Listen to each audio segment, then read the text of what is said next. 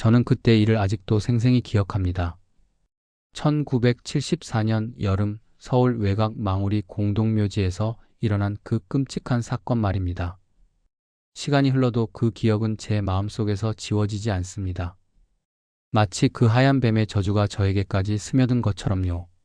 그해 여름은 유난히 더웠습니다. 아스팔트가 녹아내릴 정도로 뜨거운 날씨가 계속되었죠.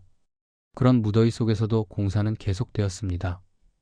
정부에서 도시 확장 계획을 발표하면서 망우리 공동묘지 일대의 도로를 놓기로 했거든요.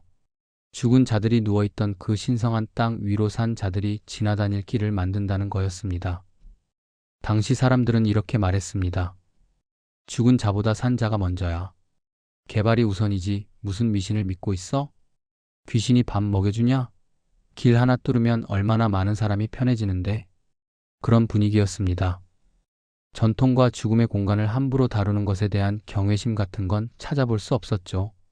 저는 그 공사장에서 불도저 기사로 일하던 박춘섭이라는 사람을 잘 알고 있었습니다.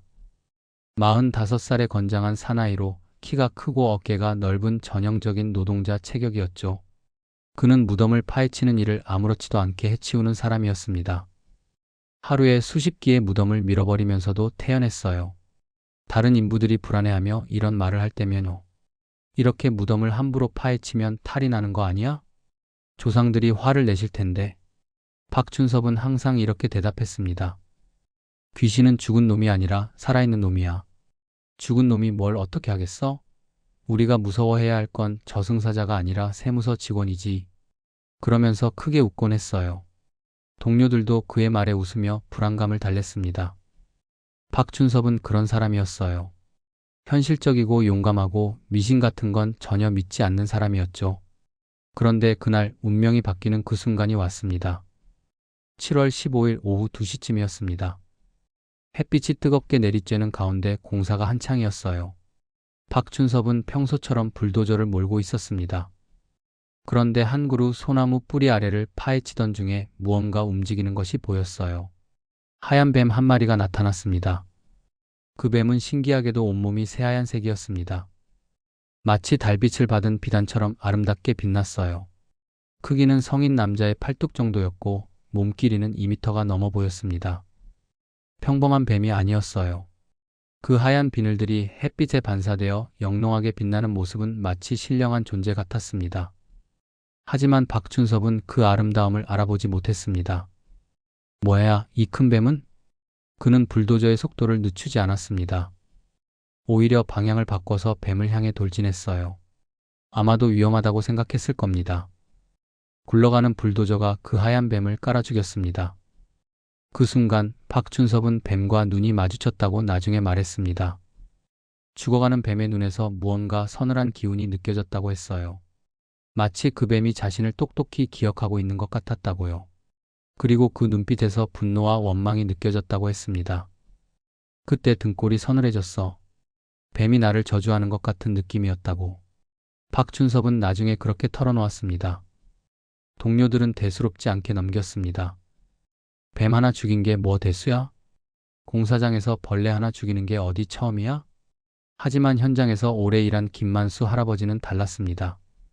그분은 70이 넘은 나이에도 불구하고 아직도 현장에서 일하고 계셨는데 그 하얀 뱀을 보자마자 얼굴이 새하얗게 변했어요. 입을 꾹 다물고 말이 없었습니다. 저는 김만수 할아버지에게 물어봤습니다. 할아버지, 무슨 일이세요? 왜 그러세요? 그러자 할아버지는 고개를 저으시며 말씀하셨어요. 아니야, 아무것도 아니야. 그냥 뱀이 너무 하얗더라고. 하지만 그분의 표정에서 뭔가 불안한 기운이 느껴졌습니다. 마치 무언가 나쁜 일이 일어날 것을 예감하는 것 같았어요. 그날 밤 박춘섭은 이상한 꿈을 꾸었습니다. 꿈속에서 하얀 저고리를 입은 여인이 나타났습니다. 그 여인은 20살 정도로 보였는데 얼굴이 달빛처럼 창백하고 아름다웠어요. 길고 검은 머리카락이 어깨까지 늘어져 있었고 입술은 붉은 꽃잎 같았습니다.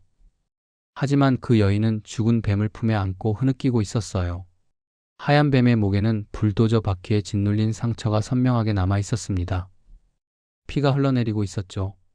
여인의 얼굴에는 눈물이 흘러내렸는데 그 눈물이 붉은 피였습니다. 피눈물이 뺨을 따라 흘러내리는 모습이 너무나 처참했어요. 그 아이는 지켜주던 것이었소. 이젠 그대가 갚을 차례요. 여인의 목소리는 바람소리처럼 스산했습니다. 마치 깊은 우물에서 올라오는 소리 같았어요. 그 말이 끝나자 주변이 갑자기 어두워졌고 수많은 하얀 뱀들이 여인의 주변에 나타났습니다. 박준섭은 그 꿈에서 깨어났을 때 온몸이 식은땀으로 젖어 있었다고 했습니다. 심장이 터질 것처럼 빨리 뛰고 있었고 숨이 막힐 것 같았어요. 그냥 꿈이겠지. 너무 더워서 이상한 꿈을 꾼 거야. 그는 그렇게 자신을 달래며 대수롭지 않게 넘겼습니다. 하지만 다음 날부터 이상한 일이 벌어지기 시작했습니다. 박준섭의 오른팔이 저려오기 시작한 거였어요. 처음엔 단순한 근육통이라 생각했습니다. 무거운 불도저를 하루 종일 조작하다 보니 팔이 아플 만하다고 여겼죠. 하지만 시간이 갈수록 증상이 심해졌습니다. 불도저 조작에 어려움을 느끼기 시작했고 레버를 돌리는 것도 힘들어졌어요. 팔이 점점 굳어가는 것 같았습니다. 이상하다. 왜 팔이 이렇게 아플까? 박준섭은 동료들에게 털어놓았습니다. 하지만 다들 과로 때문이라고 생각했어요. 더 이상한 건 밤이었습니다. 잠자리에 들면 뱀이 기어다니는 환각을 보기 시작했어요. 천장에서, 벽에서, 침대 밑에서 하얀 뱀들이 스르륵 기어 나와 그의 몸을 휘감는 것 같았습니다. 여보, 여보, 뱀이 있어. 박준섭은 한밤중에 부인을 깨우며 소리쳤습니다. 어디에? 어디에 뱀이 있어? 부인이 불을 켜고 주변을 살펴봤지만 뱀은 없었습니다. 하지만 박준섭은 분명히 봤다고 주장했어요. 분명히 있었어. 하얀 뱀이 내 팔을 감고 있었다고. 이런 일이 매일 반복되었습니다. 잠을 자려고 하면 뱀의 비늘이 스치는 소리가 들렸고 뱀의 차가운 몸이 자신의 피부에 닿는 것 같았어요. 박준섭은 견디다 못해 병원에 갔습니다. 여러 검사를 받았지만 의사들은 원인을 알 수 없다고 했습니다. 검사 결과로는 아무 이상이 없습니다. 근육도 정상이고 신경도 정상입니다. 스트레스 때문일 수도 있어요. 하지만 박준섭의 팔은 계속 마비되어 갔습니다. 불도저 조작이 점점 어려워졌고 일상생활에도 지장이 생기기 시작했어요. 공사장에서는 소문이 돌기 시작했습니다. 박준섭이 이상해졌다더라. 무덤을 함부로 파헤쳐서 그런 거야. 공사장에 귀신 들었다더라. 인부들은 수군거리며 불안해했습니다. 어떤 사람들은 공사를 중단해야 한다고 주장하기도 했어요. 하지만 박준섭은 여전히 믿지 않았습니다. 무슨 헛소리야? 귀신이 어디 있어? 그냥 몸이 좀 안 좋을 뿐이야. 그는 끝까지 부인하며 일을 계속했습니다. 그런 박준섭을 보다 못한 부인이 견디다 못해 동네 무속인을 찾아갔습니다. 그 무속인은 70이 넘은 할머니였는데 동네에서 점을 잘 본다고 소문이 난 분이었어요. 무속인은 점괘를 보자마자 얼굴이 새하얗게 변했습니다. 점괘용 동전들이 바닥에 떨어지는 소리가 무겁게 울렸어요. 아이고, 큰일 났구나. 큰일 났어. 무속인은 손을 떨며 중얼거렸습니다. 무슨 일이세요? 무슨 일이 있는 거예요? 박준섭의 부인이 다급히 물었습니다. 망우리 산신의 하얀 사자가 죽었다. 사내는 죽음을 피할 수 없다. 무속인은 떨리는 목소리로 말했습니다. 그 하얀 뱀은 평범한 뱀이 아니었어. 수백 년 동안 망우리 공동묘지를 지켜온 영물이었다고. 죽은 자들의 평안을 지켜주는 존재였는데 그것을 죽였으니 큰 화가 날 거야. 무속인은 서랍에서 노란 부적을 꺼내며 말했습니다. 당장 그가 죽인 뱀의 무덤에 가서 사죄하고 정화의식을 해야 해. 그렇지 않으면 그 뱀은 그의 혼을 먹을 거야. 하루하루 그의 생명력을 빨아먹다가 결국엔 목숨을 가져갈 거라고. 부인은 그 부적을 받아들고 집으로 돌아와 박준섭에게 말했습니다. 하지만 박준섭은 무속인의 말을 비웃었습니다. 귀신 장난치냐? 이 무슨 미신이야. 21세기가 다 되어가는데 아직도 이런 소리를 하고 있어? 그는 부적을 찢어버리고 바닥에 던졌습니다. 돈만 버는 게 목적인 사기꾼들이야. 사람 약점 잡고 돈 뜯어내려는 거지. 부인이 아무리 말려도 소용없었습니다. 그날 밤 마침내 박준섭의 오른팔이 완전히 마비되었습니다. 새벽 3시쯤이었어요. 자다가 깨어나 화장실에 가려고 했는데 오른팔이 전혀 움직이지 않았습니다. 마치 팔이 몸에 붙어 있지 않은 것 같았어요. 여보, 여보. 박춘섭은 부인을 깨웠습니다. 팔이 안 움직여. 완전히 마비된 것 같아. 부인은 놀라서 팔을 만져봤지만 박춘섭은 아무것도 느끼지 못했습니다. 거울을 보니 더 끔찍한 일이 벌어져 있었어요. 자신의 눈이 붉게 충혈되어 있었습니다. 마치 피가 고여 있는 것 같았어요.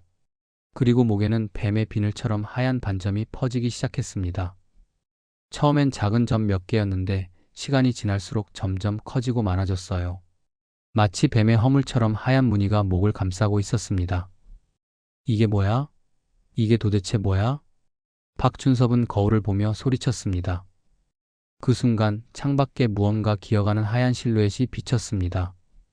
스르륵, 스르륵, 뱀이 기어가는 소리가 들렸어요. 마치 거대한 뱀이 집 주변을 돌고 있는 것 같았습니다. 박춘섭은 그제야 무서움을 느꼈습니다. 여보, 어떻게 하지? 정말로 뱀의 저주인가?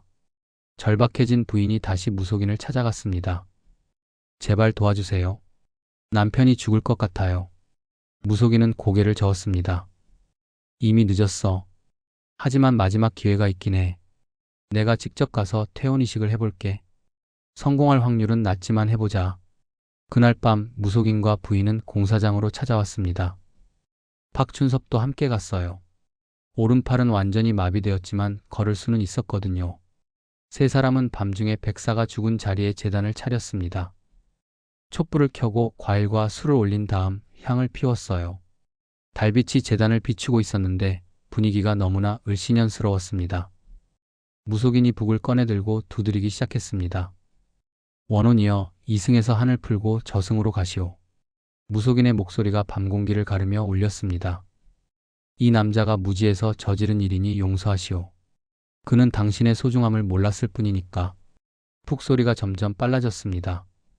그때 갑자기 하늘이 어두워지기 시작했어요. 별들이 하나둘 사라지고 바람이 섬뜩하게 불어왔습니다.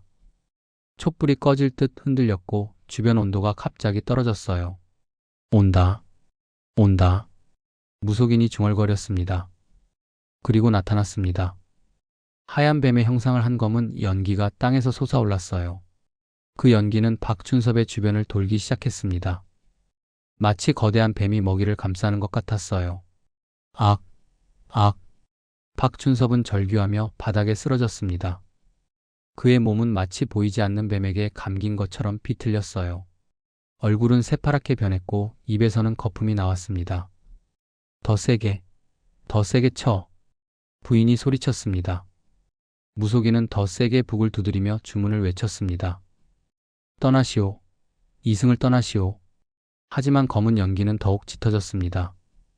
박춘섭의 몸을 더 세게 조여왔어요. 박춘섭이 눈을 감기 직전 그는 마지막 환영을 보았습니다. 죽은 여인이 하얀 뱀을 품에 안고 울고 있었어요. 여인의 얼굴은 슬픔으로 가득했고 눈에서는 끊임없이 피눈물이 흘러내렸습니다. 뱀의 목에는 불도저 바퀴에 짓눌린 상처가 그대로 남아 있었어요. 미안하다. 미안하다. 내가 몰랐다. 박춘섭은 마지막으로 그렇게 중얼거렸습니다. 용서해달라. 정말 몰랐어. 하지만 이미 늦었습니다. 퇴마는 실패로 끝났습니다. 그날 새벽 박춘섭은 불도저 조종석에서 숨진 채 발견되었습니다. 쌓이는 심장마비였지만 그의 목에는 뱀에 물린 듯한 작은 2개의 구멍이 남아 있었어요. 의사들은 그 구멍을 설명할 수 없었습니다. 더 이상한 것은 그가 죽은 다음 날이었습니다. 그날 밤 비가 내렸는데도 공사장 아스팔트 한복판에 하얀 자국이 길게 번져 있었어요. 마치 거대한 뱀이 기어간 자국처럼 보였습니다. 그 자국은 폭이 1m 정도 되었고 길이는 50m가 넘었어요. 아무리 물로 씻어도 아무리 문질러도 그 흰 선은 지워지지 않았습니다. 오히려 시간이 지날수록 더 선명해지는 것 같았어요. 공사가 끝나고 도로가 완공되었지만 그 자리는 이후로도 교통사고가 잦았습니다. 특히 밤에 사고가 많이 났어요. 운전자들은 하나같이 이상한 증언을 했습니다. 갑자기 하얀 뱀이 나타나서 깜짝 놀랐어요. 도로에 큰 뱀이 있는 것 같아서 급브레이크를 밟았는데 하지만 사고 현장에서는 뱀을 찾을 수 없었습니다. 지역 주민들 사이에서는 이상한 금기가 퍼졌어요. 그 길을 지날 땐 왼손으로 가슴을 눌러야 한다. 밤에는 그 길을 지나면 안 된다. 뱀을 보거든 절대 해치면 안 된다. 사람들은 그 구간을 조용히 백사고개라 부르게 되었습니다. 김만수 할아버지는 그 후 저에게 진실을 털어놓으셨습니다. 내가 젊었을 때부터 들어온 이야기야. 망우리 공동묘지에는 백사가 살고 있다고 했어. 그 뱀은 죽은 자들의 영혼을 지켜주는 존재라고 했지. 함부로 건드리면 안 되는 거였어. 할아버지는 한숨을 쉬며 계속 말씀하셨습니다. 박준섭이 죽인 그 뱀은 그냥 뱀이 아니었어. 수백 년 동안 그 자리를 지켜온 영물이었다고. 그런데 인간들이 욕심 때문에 그것을 죽였으니 복수를 당하는 게 당연한 거야. 지금도 그 길은 그대로 있습니다. 백사고개라고 불리는 그 길 말입니다. 밤이면 도로 한복판에서 스르륵 무언가 기어가는 소리가 들린다고 해요. 저는 그 길을 지날 때마다 생각합니다. 인간의 오만함이 얼마나 무서운 대가를 치르게 하는지를요. 죽은 자들의 영역을 함부로 침범하면 안 되는 거였습니다. 박준섭은 살아있는 자만이 무섭다고 했지만 죽은 자의 한이 얼마나 깊고 무서운지 몰랐던 거예요. 그는 현실만을 믿고 살았지만 세상에는 현실로 설명할 수 없는 일들이 있다는 것을 깨달았을 때는 이미 늦었습니다. 그 하얀 뱀은 단순한 뱀이 아니었습니다. 망우리 공동묘지를 지키는 영물이었던 거죠. 수백 년 동안 죽은 자들의 평안을 지켜주던 존재였는데 인간의 탐욕과 오만함이 그것을 파괴했던 겁니다. 저는 그 사건 이후로 달라졌습니다. 이전에는 저도 박준섭처럼 미신을 믿지 않았어요. 하지만 그 일을 목격한 후로는 세상을 보는 눈이 바뀌었습니다. 이제 그 복수는 끝났을까요? 아니면 아직도 그 하얀 뱀의 영혼이 백사고개를 지키고 있을까요? 저는 확실히 말할 수 있습니다. 그 길을 지나갈 때마다 서늘한 기운이 느껴진다고요. 마치 누군가 지켜보고 있는 것 같은 느낌이 들어요. 특히 비 오는 밤에는 더욱 그렇습니다. 차를 몰고 백사고개를 지나가다 보면 헤드라이트에 비친 아스팔트 위에 하얀 선이 꿈틀거리는 것 같아요. 마치 살아있는 것처럼 움직이는 것 같습니다. 지난 겨울에는 더욱 무서운 일이 있었습니다. 제 친구가 그 길을 지나가다가 정말로 하얀 뱀을 목격했다고 했어요. 길이가 5m는 촉이 되는 거대한 하얀 뱀이 도로를 가로질러 지나갔다고 합니다. 정말 무서웠어. 그 뱀의 눈이 빨갛게 빛나더라고. 마치 나를 똑똑히 기억하고 있는 것 같았어. 친구는 그 이후로 그 길을 지나가지 않습니다. 요즘도 간혹 신문에 나오곤 해요. 백사고개에서 일어나는 교통사고 소식들 말입니다. 운전자들의 증언은 항상 비슷합니다. 갑자기 큰 뱀이 나타났다. 도로에 하얀 것이 움직이는 것 같아서. 하지만 경찰이 도착해서 조사해봐도 뱀은 없습니다. 그저 운전자의 착각이라고 처리될 뿐이죠. 저는 이런 일들이 착각이 아니라고 생각합니다. 그 하얀 뱀의 영혼이 아직도 그 자리를 지키고 있는 거예요. 자신을 죽인 인간들에 대한 경고를 보내고 있는 겁니다. 최근에는 더욱 놀라운 이야기를 들었습니다. 백사고개 근처에 사는 김씨 할머니의 증언이었어요. 매일 밤 12시가 되면 하얀 뱀이 나타나서 그 자리를 지켜본다고 해요. 처음엔 무서웠는데 자세히 보니까 슬픈 표정이더라고요. 마치 무언가를 그리워하는 것 같았어요. 할머니는 그 뱀이 해를 끼치지는 않는다고 했습니다. 그저 지켜볼 뿐이라고요. 하지만 무덤이나 공동묘지를 훼손하려는 사람이 나타나면 달라진다고 했어요. 그럴 때는 눈이 빨갛게 변하면서 무서워져요. 마치 분노에 가득 찬 것 같아요. 이 이야기를 들으니 더욱 확실해졌습니다. 그 하얀 뱀은 아직도 자신의 사명을 다하고 있는 거예요. 죽은 자들의 평안을 지키고 있는 겁니다. 요즘 젊은 사람들은 이런 이야기를 믿지 않습니다. 미신이라고 치부하죠. 하지만 저는 그들에게 말하고 싶습니다. 세상에는 과학으로 설명할 수 없는 일들이 분명히 있다고요. 특히 죽음과 관련된 일들은 더욱 그렇습니다. 죽은 자들의 원한과 한이 얼마나 깊고 오래 가는지 모르면 안 됩니다. 박준섭의 죽음은 단순한 사고가 아니었습니다. 그것은 인간의 오만함에 대한 대가였어요. 자연과 전통에 대한 경외심을 잃은 채 개발과 이익만을 추구했던 결과였습니다. 그 하얀 뱀은 망우리 공동묘지의 수호신이었습니다. 수백 년 동안 죽은 자들의 영혼을 지켜주던 존재였죠. 그런 신성한 존재를 함부로 죽였으니 복수를 당하는 게 당연한 일이었어요. 지금도 개발이라는 명목 하에 많은 전통적인 공간들이 사라지고 있습니다. 산을 깎고 강을 메우고 숲을 베어내고 있어요. 하지만 그런 일들이 어떤 결과를 가져올지 아무도 생각하지 않습니다. 망우리 백사의 이야기는 우리에게 경고하고 있습니다. 자연과 전통을 함부로 파괴하면 언젠가는 그 대가를 치르게 된다고요. 여러분도 백사고개를 지나가게 된다면 기억하세요. 왼손으로 가슴을 누르고 마음속으로 사죄하며 지나가야 한다는 것을요. 그리고 절대로 그 길에서 뱀을 해치려고 하면 안 됩니다. 죽은 자들의 한을 함부로 건드리면 안 되는 겁니다. 그들도 한때는 우리와 같은 사람이었고 평안히 쉴 권리가 있거든요. 제가 이 이야기를 들려드리는 이유는 여러분이 같은 실수를 반복하지 않기를 바라기 때문입니다. 박춘섭처럼 오만하게 굴다가 끔찍한 죽음을 맞지 않기를 바라는 마음에서요. 망우리 백사의 저주. 그것은 단순한 복수가 아니었습니다. 인간이 잊어버린 경외심과 예의를 일깨워주는 경고였던 것이죠. 그 하얀 뱀의 영혼은 지금도 어딘가에서 우리를 지켜보고 있을 겁니다. 다시는 그런 일이 일어나지 않도록 말이에요. 마지막으로 한 가지 더 말씀드리고 싶은 것이 있습니다. 요즘도 백사고개 근처에서는 이상한 일들이 계속 일어나고 있어요. 하지만 그것들이 모두 나쁜 일만은 아닙니다. 작년에 있었던 일입니다. 한 할머니가 그 근처에서 쓰러지셨는데 아무도 없는 한밤중이었거든요. 그런데 다음날 아침에 발견되었을 때 할머니 주변에는 하얀 뱀의 비늘이 떨어져 있었다고 해요. 의사들은 기적이라고 했습니다. 그 추운 밤에 몇 시간이나 밖에 있었는데도 체온이 정상으로 유지되어 있었거든요. 마치 무언가가 할머니를 따뜻하게 감싸주고 있었던 것처럼요.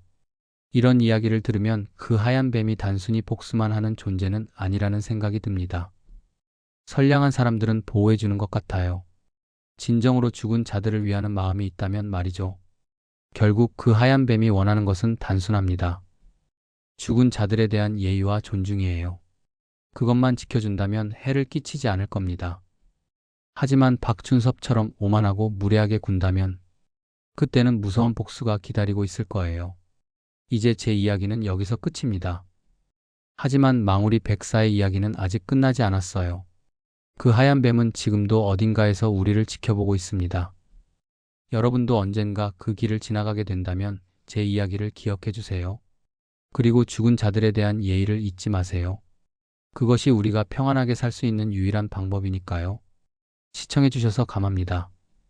구독, 좋아요, 알림 설정은 큰 힘이 됩니다.